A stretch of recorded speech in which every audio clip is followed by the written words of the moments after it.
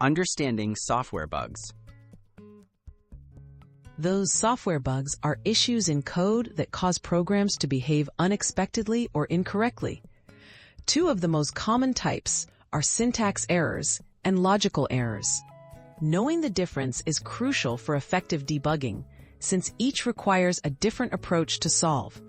Let's explore what sets them apart and how you can identify each type. What are syntax errors?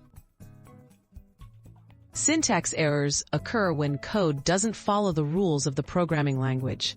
This could be a missing parenthesis, a misspelled keyword, or an incorrect statement structure. Most programming languages catch syntax errors right away, displaying error messages that point to the problem.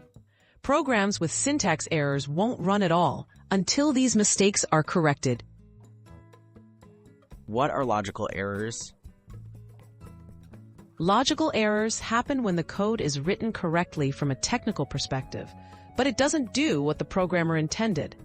There are no error messages because the syntax is valid. Instead, the program might produce incorrect results or behave in unexpected ways. These errors can be harder to track down, often requiring careful testing and review. Key differences between syntax and logic errors. Syntax errors prevent code from running and are easy to spot, since the compiler or interpreter reports them.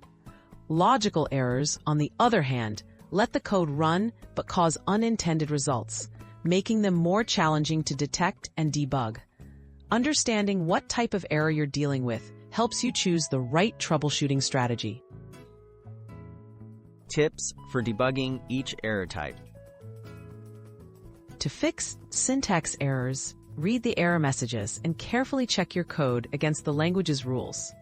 For logical errors, use print statements, debuggers, or step through the code to watch how data flows and where it diverges from your expectations. Developing good code habits and thoroughly testing your work helps prevent both types of bugs.